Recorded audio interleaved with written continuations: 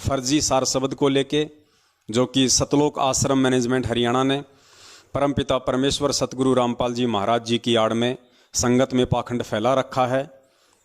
सैकड़ों नहीं हजारों की संख्या में 2 साल पहले इन्होंने फर्जी सार शब्द के नाम पे भगत आत्माओं को परमेश्वर से दूर किया, और आज एक बार पुनः 2.5 साल बाद इन्होंने वही पाखंड शुरू कर दिया है, फर्जी या यूं कह लीजिए नकली सार शब्द के नाम पर। तो दया परमात्मा की, जो परमेश्वर आप और हम जैसे भगत भाई बहनों को इस सच्चाई का प्रचार करने के लिए निमित्त बना रहे हैं, ये हम सभी का सौभाग्य है। साथ में दास छोटा सा जिक्र करना चाहेगा, क्योंकि जैसे जैसे ये सच्चाई संगत में बढ़ रही है, दिन दोगुनी रात चौगुनी वृद्धि कर रही है, भगत भाई बहन सच्चाई से रूबरू हो रहे हैं। सतलोक आश्रम मैनेजमेंट हरियाणा के द्वारा सन 2015 से गांव-गांव, नगर-नगर, देश विदेश में लगभग 500 से ज़्यादा राशन की दुकान की तरह खोले जा चुके फर्जी नामदान केंद्रों से सावधान हो रहे हैं। वो केवल गुरुदेव का इंतज़ार कर रहे हैं और तब तक उनके सत्संगों को ही आधार बना रहे हैं, सत्संग ही सुन रहे हैं। और हजारों की संख्या में भगत आत्माओं ने सत्य से परिचित होकर इन काल प्रेरित लोगों को, जिन्होंने पूज्य गुरुदेव सतगुरु रामपाल जी महाराज जी की आड़ में भोले भगत समाज से ज्योति, पाठ, दान, 10वां अंश या अन्य प्रकार का जो पैसा ठगने का तरीका अपना रखा है, उससे भी लोग सावधान हो रहे हैं, सचेत हो रहे हैं, और अब इन लोगों को पैसा देना लगभग बंद कर दिया है। तो इन सभी बातों को देखते हुए और सतलोक आश्रम मैनेजमेंट हरियाणा ने यह सोचा कि अब जो मनवांछित फल जो तुम्हें पिछले 6 साल से प्राप्त हो रहा था, जो मनवांछित माया, ये मूर्ख संगत तुम्हारे ऊपर नरसिंह जी की दोहिती के भात के समय, जिस समय कृष्ण भगवान ने 56 करोड़ की माया बरसाई थी, हालांकि ये तत्व ज्ञान कुछ और है, वो माया श्री कृष्ण जी रूप में इस पूर्ण परमेश्वर सतगुरु रामपाल जी महाराज जी ने ही बरसाई थी, जो कि समय समय पर देश काल और परिस्थिति के अनुसार भिन्न भिन्न नाम और रूप धारण करके इस पृथ्वी पे आते रहते हैं, भक्तों की आस्था को बनाए रखते हैं, और इस वर्तमान समय तक उन आत्माओं की आस्था, भक्ति और भगवान से जोड़े रखने के लिए परमात्मा वैसी लीलाएं करते हैं। तो इन लोगों को अब इतनी ज़्यादा चिंता हो गई है कि संगत अब तुम्हारे हाथ से निकलने वाली है, और लगभग निकलती ही जा रही है। भले ही कुछ लोग इनके साथ जुड़े हुए हमें दिखाई देते हैं, लेकिन सिर्फ और सिर्फ शारीरिक रूप से। पैसा उन लोगों ने भी देना छोड़ दिया है, ज्योति पाठ और दान उन लोगों ने भी करना छोड़ दिया है, जो लोग काफ़ी समय से सतलोक आश्रम मैनेजमेंट हरियाणा के साथ में जुड़े हुए थे। आज भी वो लोग जुड़े हुए हैं, थोड़ी हिम्मत वो नहीं कर पा रहे हैं सत्य का सामना करने की, लेकिन उनको ज्योति पाठ और दान का पैसा देना छोड़ दिया है। अपने कुछ कर्म बिगाड़ने से वो बच रहे हैं। तो हम सत्सेवकों के लिए तो ये भी बहुत बड़ी खुशी की बात है कि कम से कम उन्होंने उनको पात्रों को ज्योति पाठ और दान का पैसा देकर जो अपने कर्म बिगाड़े थे, कम से कम आगे तो उनके कर्म नहीं बिगड़ेंगे। ये भी हमारे लिए बहुत ज़्यादा खुशी की बात है। और जब यहाँ तक वो लोग समझ गए हैं और उनको पैसा देना छोड़ दिया है, तो इसमें कोई शक और संशय नहीं है, आने वाले कुछ ही समय में वो आत्मा सच कहने की हिम्मत भी करेंगी, इन लोगों से सवाल जवाब भी करेंगी, और परमेश्वर के सत्सेवक बच्चों के साथ मिलके इस परमेश्वर का जो ये सत्य मिशन है, इसको आगे बढ़ाने में अपनी सेवा देंगी, अपना सहयोग करेंगी। तो इस जागती हुई संगत को देखते हुए सतलोक आश्रम मैनेजमेंट हरियाणा ने अपने सभी चापलूस सेवादारों को, जिनमें नामदान संचालक आते हैं, स्टेट कोऑर्डिनेटर आते हैं, जिला कोऑर्डिनेटर आते हैं, इन सभी को सख्त हिदायत और आदेश दिया हुआ है कि जितना हो सके उतना भक्तों से संपर्क करो। और भक्तों को एक फर्जी पुस्तक है जिसका नाम है जब जब भूल पड़े, और एक और है, हालांकि पुस्तक एक ही है, नाम इन्होंने उसके बदल बदल के 2 बार छपवा दी। एक तो है जब जब भूल पड़े, और दूसरा है दास के दिमाग से निकल रहा है, समझा है तो सिर धर पाव। ये 2 पुस्तकें हैं, खाली इनके नाम चेंज हैं, बाकी पुस्तक एक ही है, क्योंकि इनका मकसद केवल भगत समाज को मूर्ख बनाना है। उस पुस्तक के अंदर काल एजेंट, गुरुद्रोही संजय दिल्लीवाला, जो कि सन 2017 तक हम सत्सेवकों के साथ में बरवाला कांड की सच्चाई को लेके निकला था, वो बिल्कुल सही था। उस समय तक उसका ऐसा कोई भी लक्षण दिखाई नहीं दे रहा था कि वो गुरुद्रोही है, और उसने सतलोक आश्रम मैनेजमेंट हरियाणा के खिलाफ मोर्चा खोला हुआ था। हम सब लोग मिलकर सेवा कर रहे थे। 2017 के बाद अचानक से वो काल प्रेरित हो गया, क्योंकि उसके मन में भी वही दोष पैदा हो गया जो दोष उससे भी पहले सतलोक आश्रम मैनेजमेंट हरियाणा और परमपिता परमेश्वर सतगुरु रामपाल जी महाराज जी के कलयुगी भाई, बेटा, बेटी, जवाई, बंधु, रिश्तेदारों में पैदा हो चुका था। और वो सबसे बड़ा दोष था, जैसे ही परमपिता परमेश्वर सतगुरु रामपाल जी महाराज जी को जो कोर्ट है, कोर्ट के द्वारा दोहरी आजीवन उम्र कैद की सजा सुनाई गई, उसके बाद से सतलोक आश्रम मैनेजमेंट हरियाणा और उनके अपने कलयुगी परिवार वालों को ये दृढ़ निश्चय हो गया, ये दृढ़ विश्वास हो गया, अटल विश्वास हो गया कि अब संत रामपाल जी महाराज का हिसार जेल से बाहर आना नामुमकिन है, असंभव है, वो नहीं आ सकते। ऐसा वो इसलिए सोच सकते हैं क्योंकि उन्होंने हमेशा गुरु को मानुष ही माना, और जो व्यक्ति सतगुरु को मानुष समझेगा उसके मन में ऐसे दोष आना एक बहुत छोटी सी बात है, इसमें कोई आश्चर्य की बात नहीं है। और ये दोष जैसे ही उनके मन में आया, उसके बाद से उन लोगों ने अपना धार्मिक धंधा शुरू कर दिया। उसके बाद से इन लोगों ने देश विदेश में फर्जी नामदान केंद्रों की झड़ी लगा दी, जगह जगह गुरुजी का आदेश बताकर भोले भक्तों की जमीन हड़पनी शुरू कर दी, फर्जी आश्रम बनाने के नाम को लेकर। बेचारे बहुत सारे भक्तों ने बहुत सारे स्टेट में अपनी ज़मीनें दान कर दी, ये सोचकर कि भाई मेरे गुरुदेव का आश्रम बनेगा, लेकिन वो आश्रम गुरुदेव का नहीं, वो आश्रम महेंद्र भगोड़े का, भगत समाज को ठगने के लिए। जैसे जिसके संस्कार थे वो ठगा गया, जैसे जिसके संस्कार मजबूत थे वो नहीं ठगा गया। ऐसा ही दोष इस संजय दिल्ली वाले के मन में 2017 के बाद पैदा हो गया, और इसने भी ये ठान लिया कि संगत मूर्ख है। और जिस प्रकार महेंद्र भगोड़े से लेके गुरुजी के परिवार वाले, ये स्टेट कोऑर्डिनेटर इस भोली संगत का गुरुजी के आदेश की आड़ में दोहन कर रहे हैं, आर्थिक रूप से और शारीरिक रूप से, क्यों ना उसी तरीके से मैं भी इसे अपना धंधा बना लूं।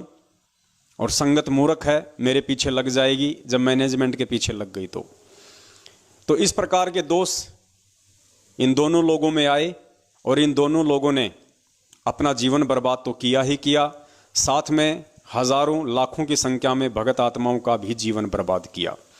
लेकिन उन हजारों लाखों आत्माओं में से वो आत्मा सौभाग्यशाली रही जो समय रहते सत्सेवकों की वीडियो देखकर सच्चाई से परिचित हुई और आगे और पाखंड में अपना पैर धसाने से बच गई। उन आत्माओं का सौभाग्य। तो वर्तमान में ये सतलोक आश्रम मैनेजमेंट हरियाणा तरह तरह के फर्जी हथकंडे अपना रहा है, घटिया नीतियां और चाल चल रहा है। सभी फर्जी नामदान संचालकों, स्टेट कोऑर्डिनेटरों, जिला कोऑर्डिनेटरों या और भी जो इन्होंने ब्लॉक स्तर पे, गांव स्तर पे जितने भी अपने चमचे पाल रखे हैं, उन सभी को सख्त हिदायत दी हुई है।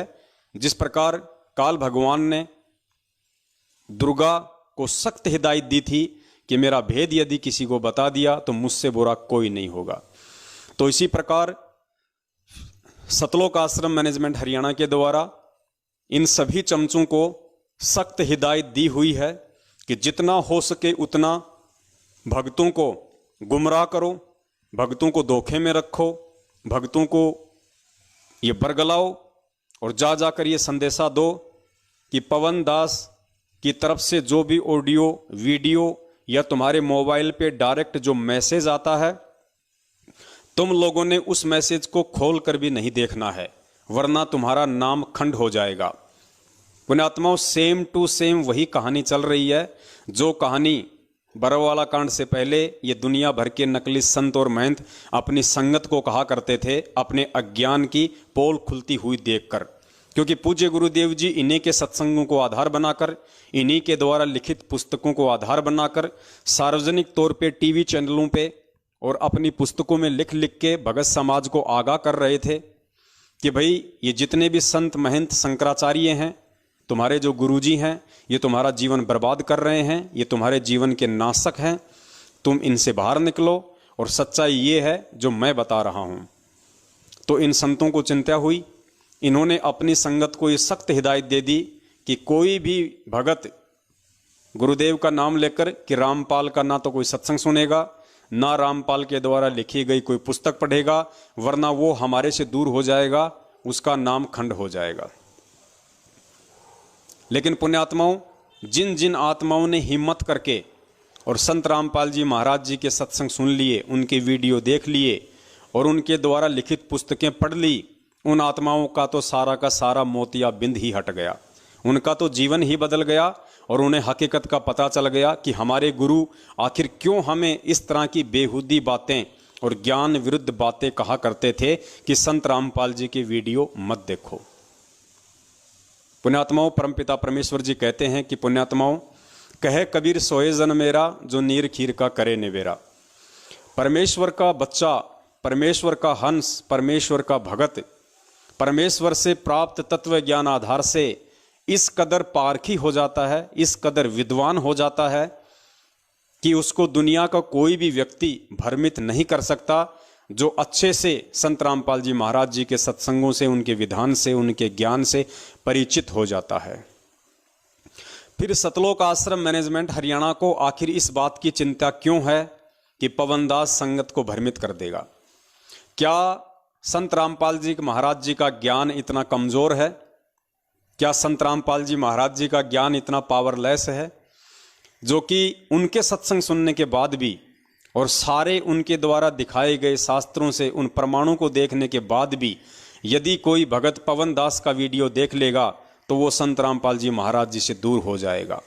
यानी सतलोक आश्रम मैनेजमेंट हरियाणा खुद अपनी नालायकी के चलते, अपनी अज्ञानता के चलते, अपनी मंदबुद्धि के चलते पवन दास के वीडियो को सतगुरु रामपाल जी महाराज जी के सत्संगों से सर्वश्रेष्ठ साबित कर रहा है कि पवन दास का वीडियो देखने के बाद आप लोग संत रामपाल जी महाराज जी से दूर हट जाओगे।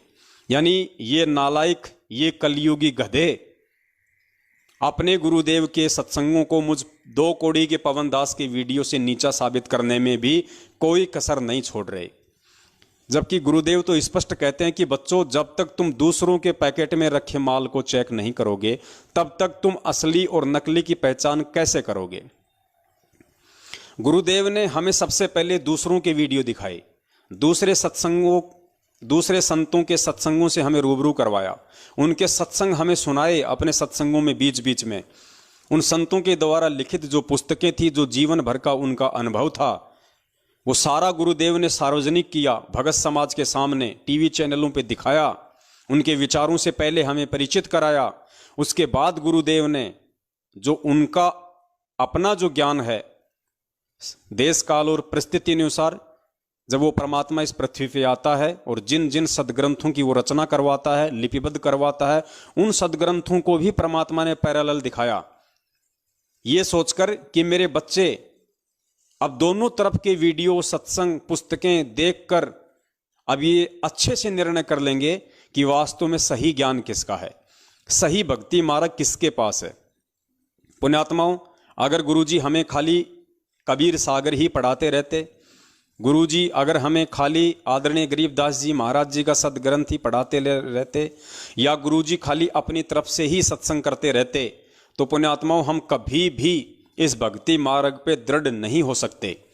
क्योंकि फिर हम कभी ना कभी उन नकली संतों के सत्संग जरूर सुनते हैं, ना चाहते हुए भी यूट्यूब पे आ जाते हैं, कोई पुस्तक बांटता हुआ मिल जाता है, कोई जबरदस्ती दे देता है, कोई भी रीजन बन जाता है, कोई दूसरा जो सत्संगी है वो हमें आके कुछ इस तरह की बातें बता देता है। तो यदि हम दूसरी तरफ की बातें नहीं सुनेंगे पैरेलल, और यदि हमें गुरुजी उन संतों की पुस्तकें और उनके सत्संगों से परिचित नहीं करवाते, तो ऐसी स्थिति में जब अचानक से हम किसी के दूसरे के सत्संग देखते हैं, वीडियो देखते हैं, उनकी पुस्तकें पढ़ते हैं, तो जाहिर सी बात है मन में शंका पैदा होना लाजमी है। तो पुण्यात्माओं, सतलोक आश्रम मैनेजमेंट हरियाणा यदि सत्य है, यदि वो सही है, यदि वो बिल्कुल सोने की तरह 24 कैरेट खरा है, तो उसको डर किस बात का है? वो बार बार हर बार यही दबाव भगत समाज पे क्यों डालता है कि पवन दास का कोई ऑडियो वीडियो नहीं देखना? ऐसा क्या है पवन दास के ऑडियो वीडियो में कि पवन दास के जिसने सत्संग देख लिया उसका नाम ही खंड हो जाएगा? तो जाहिर सी बात है, तुम लोगों को इस बात का कैसे मालूम पड़ा कि पवन दास के वीडियो यदि कोई देख लेगा तो उसके नाम खंड हो जाएगा? इसका मतलब तुम पहले पवन दास के वीडियो देख चुके हो, और देख चुके हो तो जाहिर सी बात है सबसे पहले तो तुम लोगों का नाम खंड हो चुका है, और जिसका नाम खंड हो चुका है वो फिर उआबाई ही बकेगा, वो फिर बकवाद घड़ेगा। तो पुण्यात्माओं, डरो मत, घबराओ मत। आप उस परमपिता परमेश्वर बंदी छोड़ सतगुरु रामपाल जी महाराज जी के संतान हो, आप उनके वंश हो, आप उनके अंश हो, और कहते हैं निर्विकार निर्भय तू ही और सकल भयमान, सब पे तेरी साहिबी तुझ पे साहिब नाय। हमारा परमेश्वर, हमारा सतगुरु निर्विकार है, निर्भय है, उसको किसी प्रकार का कोई डर नहीं है। तो पुण्यात्माओं, हम उस निर्विकार और निर्भय सतगुरु देव जी के बच्चे हैं, उनके भगत हैं, और कहते हैं कि बाप के थोड़े बहुत गुण तो उसके बच्चों में भी आ ही जाते हैं। तो आप डरे ना, आप घबराए ना। पवन दास के वीडियो देखने से या पवन दास के ऑडियो सुनने से या पवन दास के मैसेज देखने से नाम खंड नहीं होता, बल्कि आप यकीन मान लेना आपका नाम और भी ज़्यादा मजबूत हो जाएगा, क्योंकि नाम मजबूत होता है सतगुरु के ऊपर विश्वास से, सतगुरु के ऊपर श्रद्धा से। और पवन दास के वीडियो खाली 2 या 3 ही काम कर रहे हैं। आपका विश्वास, आपकी श्रद्धा, आपकी आस्था, आपका विश्वास दिन 2 गुना रात 4 गुना अपने सतगुरु देव जी पे बढ़ा रहा है। परमेश्वर निमित्त बना रहे हैं, परमेश्वर सद्बुद्धि दे रहा है, दास नौकर बन के अपनी नौकरी कर रहा है, अपनी सेवा कर रहा है। तो आप लोग निसंशय होकर वीडियो देखिए, और जब तक आप वीडियो देखेंगे नहीं तो आप निर्णय कैसे करेंगे? परमेश्वर ने तो अपने बच्चों को जज की संज्ञा दी है। जज क्या होता है? कोर्ट में बैठता है, उसके पास में मुकदमा आता है, और गुरुजी ने बताया कि असल में जज वही होता है, निर्णयकर्ता, निर्णयदाता, जो पहले दोनों पक्षों की बातों को ध्यानपूर्वक सुनता है, भले ही उसको 20 तारीखों पे तारीख देनी पड़ जाए। जब तक वो दोनों तरफ की बातों का, सबूतों का, एविडेंस का निष्कर्ष नहीं निकाल लेगा, और जब तक वो उन सबूतों को देख के दोनों पक्ष को ये निर्णय नहीं कर लेगा कि वास्तव में दोषी कौन है और निर्दोष कौन है, तब तक वो फैसला नहीं देता है। और असल में जज वही है जो सारा निष्कर्ष निकाल के फिर कोई जजमेंट दे। और पुण्यात्माओं, यदि कोई ये कहे उस जज को, जब वो गुरु जी का भगत बन जाए, संत रामपाल जी की, महाराज जी की शरण में जब वो जज आ जाए, और जैसे ही वो शरण में आ जाएगा तो उसके ऊपर तो ये कॉल एजेंट अपना अधिकार जमा लेते हैं, चाहे कोई कलेक्टर ही गुरुजी से नाम क्यों ना ले ले।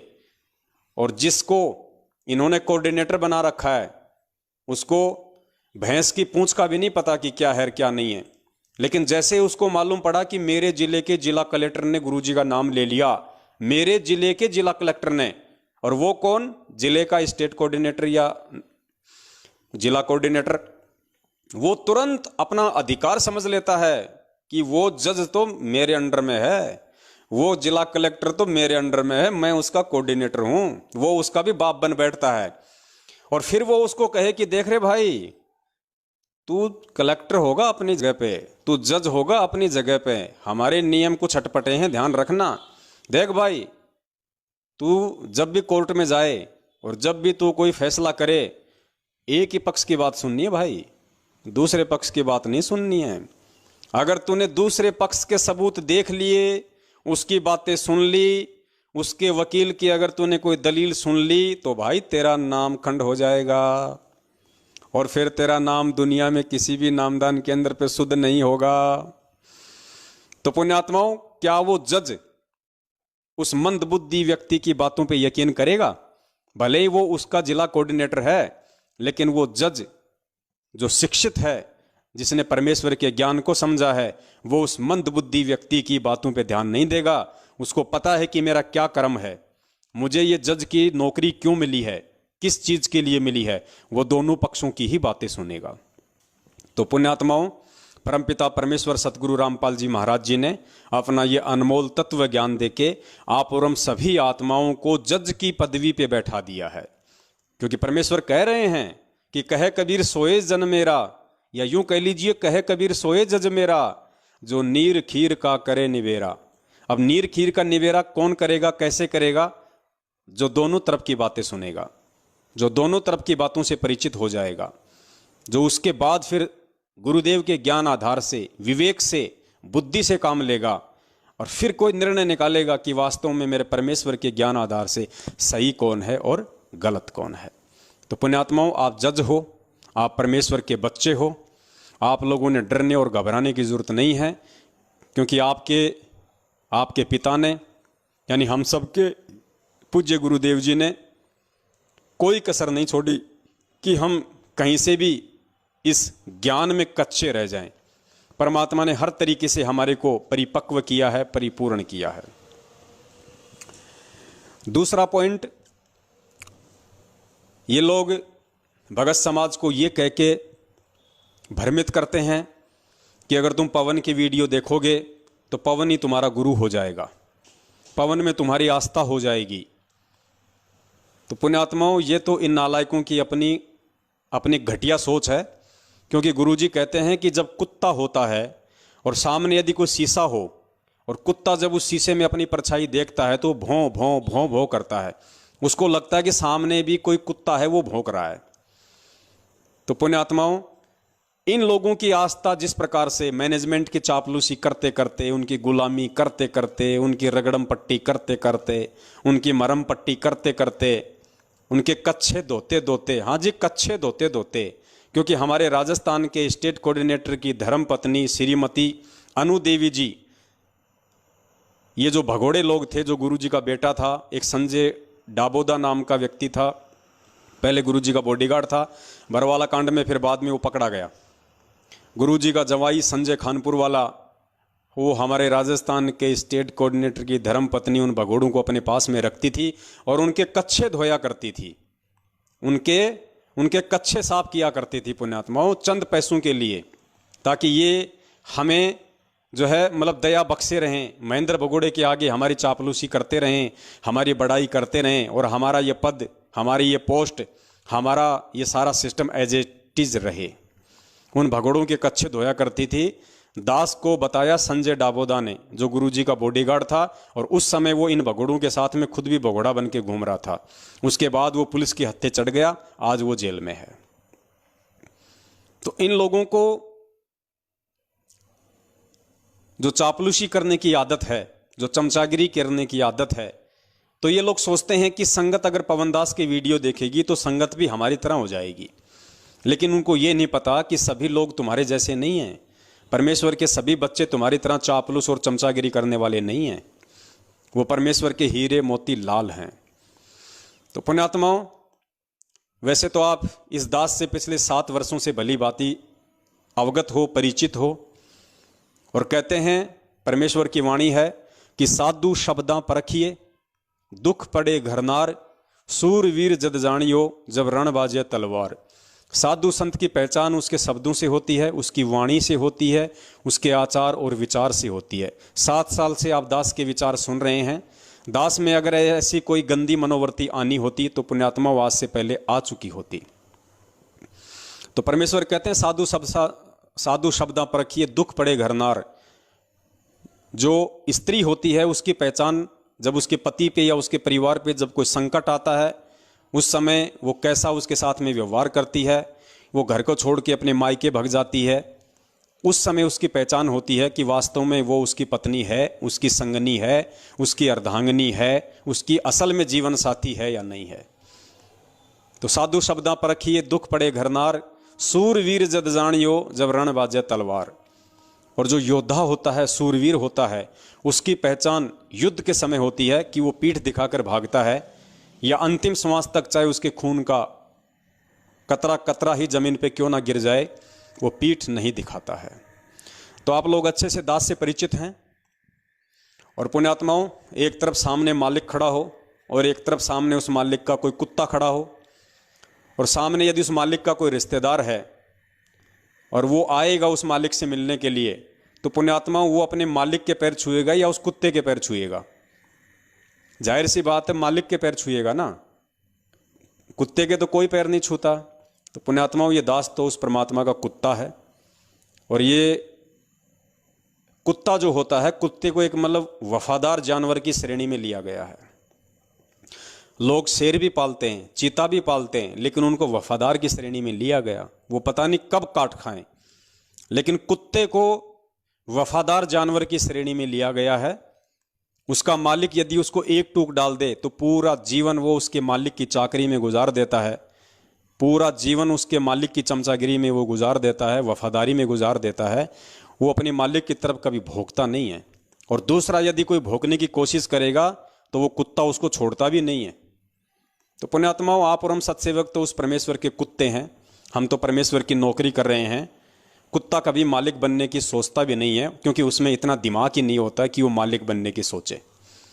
दूसरी बात, परमात्मा कहते हैं कि पैर की जूती हमेशा पैर में ही शोभा देती है। जूती को अगर कोई अपने सिर पे रख ले तो वो उसकी बेइज्जती कर देती है। तो हम सत्सेवक तो परमपिता परमेश्वर सतगुरु रामपाल जी महाराज जी के पैरों की जूती हैं, और जूती हमेशा पैर में ही शोभा देती है। जूती की औकात नहीं है कि वो उठ के मालिक के सिर पे बैठ जाए। तो पुण्यात्माओं, ये दो उदाहरण ही काफ़ी हैं आप लोगों को समझाने के लिए कि हम सत्सेवकों की या मुझ पवन दास की क्या औकात है। हमें परमेश्वर ने यदि निमित्त बनाया है संगत में इस सेवा के लिए, तो पहले परमात्मा ने हमें अपनी औकात से भली भांति परिचित करवाया है, ताकि इन सतलोक आश्रम मैनेजमेंट रूपी शेरों की तरह, इन चीतों की तरह कल को हम अपने गुरु के गुरु ना बन बैठें। तो ये गलती ये दास तो अपनी गारंटी आप जी को दे सकता है। ये दास तो कुत्ता है और कुत्ता कुत्ता ही बन के रहेगा। आप लोगों को कभी भी इस प्रकार की शिकायत का मौका नहीं मिलेगा कि पवन दास गुरु बन बैठा। ये शब्द कहना भी मेरे लिए पाप का भागी बनना है। ये तो आप लोगों को समझाने के लिए गुरु शब्द मैं अपने नाम के साथ में जोड़ के आपको बता रहा हूँ। अन्यथा इस नाम का जो प्रयोग है यदि मैं अपने नाम के साथ करता हूँ तो पुण्यात्माओं, मेरे जैसा नीच प्राणी इस ब्रह्मांड में कोई नहीं होगा, क्योंकि गुरु की भूमिका साक्षात कबीर परमेश्वर ही निभाता है। गुरु शब्द ही है वेदों में, सतगुरु नहीं लिखा हुआ किसी भी शास्त्र में। किसी भी शास्त्र में उस परमपिता परमेश्वर ने आके गरीबदास जी महाराज जी के रूप में जरूर सतगुरु शब्द का प्रयोग किया है, क्योंकि नकली भी अपने नाम के आगे गुरु लगाने लग गए। तो गुरु जी ने बताया कि गुरु ही शब्द है शास्त्रों में, और गुरु मतलब परमात्मा। लेकिन अब ये नकली भी अपने नाम के आगे गुरु लगाने लग गए, गुरु बन बैठे। इसलिए परमात्मा ने सतगुरु शब्द का प्रयोग करना पड़ा कि इन गुरुओं से हटके सतगुरु जो सच्चा ज्ञान दे। तो पुण्यात्माओं, गुरु शब्द केवल कबीर परमेश्वर ही अपने नाम से आगे पहले लगा सकते हैं, अन्य कोई भी अधिकारी नहीं है। तो बीच बीच में छोटी छोटी शंकाएं ये काल एजेंट हमारे भगत भाई बहनों के दिलो दिमाग में पैदा कर देते हैं कि भाई कहीं ऐसा न हो कि आगे चल के ये पवन दास भी संजय की तरह हो जाए और हम लोग भी कहीं ना घर के रहें ना घाट के रहें। पुण्यात्माओं, एक सेकंड के लिए मान लीजिए, ये भी मैं आपको ऑप्शन दे देता हूँ, एक सेकंड के लिए आप मान लीजिए कि आज तक आपको पवन दास बिल्कुल 100% सही दिखाई दे रहा है, और कल यदि पवन दास उस नालायक संजय की तरह हो भी गया किसी कारण से, तो पुण्यात्मा उसी समय आपने इस गधे का साथ छोड़ देना है। उसी समय आपने इस कुत्ते की संगति को बिल्कुल त्याग देना है। आपकी हमारी कोई रिश्तेदारी नहीं है। आप यदि कल को गुरुजी के ज्ञान विरुद्ध चलोगे तो ये पवन दास आपको तुरंत लात मार देगा। लात मारने का मतलब तुरंत त्याग देगा। मेरा आपसे कोई रिलेशन नहीं है, मुझे आप नहीं चाहिए, मुझे परमात्मा चाहिए। मैं तो उस परमेश्वर का कुत्ता बन के अपना शिष्य धर्म निभा रहा हूँ, आप लोगों को सच्चाई से परिचित करवा रहा हूँ। बाकी मुझे अच्छे से पता है कि आप लोग ना ही तुम मेरी कोई पेंसिल बांधने वाले, ना ही आप लोग अपनी भक्ति में से मुझे कोई भक्ति देने वाले, ना आप मुझे कोई सतलोक पहुँचाने वाले, ना आप मेरा कोई अच्छा और ना आप मेरा कोई बुरा करने वाले। मैं तो अपनी सेवा कर रहा हूं। और जिस रोज मुझे लगेगा कि ये भगत परमेश्वर के ज्ञान के विरुद्ध चल रहा है, जैसे मैनेजमेंट चला, दास ने तुरंत लात मार दी उनको, तुरंत उनका साथ छोड़ दिया। कोई रिश्तेदारी नहीं भाई हमारी रिश्तेदारी केवल परमपिता परमेश्वर सतगुरु रामपाल जी महाराज जी से है। तो कल को यदि आपको ऐसा लगता भी है कि पवनदास, देखो उसमें कोई प्रमाण होना चाहिए, उसमें कोई सबूत होना चाहिए। ऐसे नहीं कि किसी ने भी कह दिया और आपने मान लिया। अच्छी तरीके से देखो पहले कि कहाँ बोला उसने, क्या बोला उसने, दिखाओ हमें, कोई सबूत दो। उसके बाद पुण्यात्माओं ये साबित हो जाए कि पवनदास वास्तव में गुरुद्रोही या गुरु विमुख वाली राह पे निकल पड़ा है, पुण्यात्माओं उसी समय लात मार देना तुरंत इस दास को, उसी समय तुरंत। अगर नहीं मारोगे तो तुम मरोगे। फिर ध्यान रखना इस बात का। दास हर तरीके से आप लोगों को खुला छोड़ के चलता है। मैनेजमेंट की तरह मेरा काम किसी को डराना, धमकाना या बांध के चलना नहीं है। लेकिन आपने जब तक पवनदास की संगति की है, साध संगति की है, और उन साध संगतियों में यदि पवनदास बिल्कुल गुरु जी के ज्ञान आधार से चल रहा था, तो उस साध संगति में आपको कोई नुकसान नहीं हुआ, आपको लाभ ही मिला है। वो लाभ सदा आपके साथ रहेगा। आपका गुरु जी के ज्ञान और गुरु जी के ऊपर आपका विश्वास ही बढ़ा है। लेकिन जैसे दास किसी गलत राह पे चले, उसके बाद तुरंत दास को छोड़ दो, तो इसमें नामखंड होने वाली कौन सी बात है भाई? जब तक वो सही था तब तक हम उसके साथ में थे, जब वो गलत हो गया हमने उसका साथ छोड़ दिया। अब इसमें नामखंड वाली कौन सी बात है? तो पुण्यात्माओं ये कुछ बातें हैं, ये हम लोगों ने ध्यान रखनी चाहिए। ये छोटी छोटी बातें हैं कॉमन सेंस की।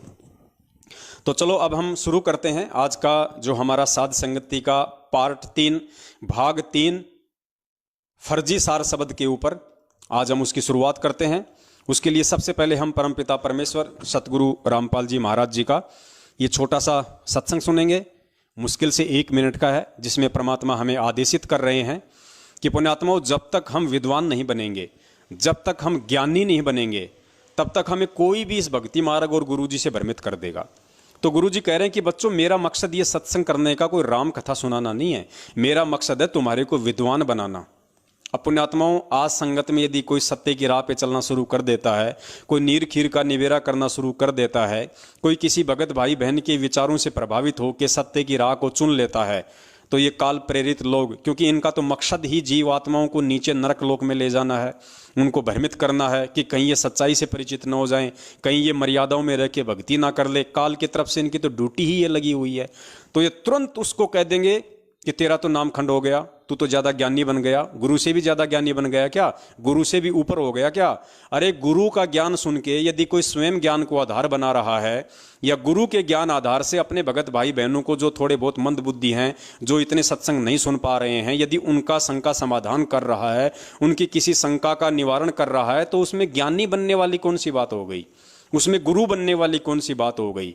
अरे परमात्मा अगर हमें ज्ञानी नहीं बनाएगा और यदि हम अज्ञानी ही रहेंगे, तो हम कैसे भक्ति और भगवान पे विश्वास करेंगे? हमें तो कोई भी जो है भ्रमित कर देगा। तो ज्ञानी तो खुद हमें परमात्मा बनाने ही आया है। तीन युगों से हम ज्ञानी तो नहीं थे, तभी तो हम धोखा खा रहे थे। अब परमेश्वरी सत्संग में क्या कह रहे हैं? तो पुण्यात्मा, उसके बाद आपको घबराना नहीं है, चाहे आपको कोई कुछ भी कहे। वो काल प्रेरणा से आपको तोड़ने की कोशिश कर रहा है। हमने विद्वान बनना पड़ेगा, हमने ज्ञानी बनना पड़ेगा। और ये विद्वान और ज्ञानी हमने इस दुनिया को अपना ज्ञान झाड़ने के लिए नहीं, हमने इस भक्ति मार्ग पे अपनी भक्ति और मर्यादाओं को बचाए रखने के लिए। काल प्रेरणा से उसके एजेंट जो हमें भ्रमित करने की कुचेष्टा करेंगे, उन भ्रमणाओं से बाहर निकलने के लिए, उनकी बातों का मुंह तोड़ जवाब देने के लिए हमने ज्ञानी और विद्वान बनना पड़ेगा। सुनिए परमपिता परमेश्वर जी के मुख कमल से। बोलो सतगुरुदेव की जय हो।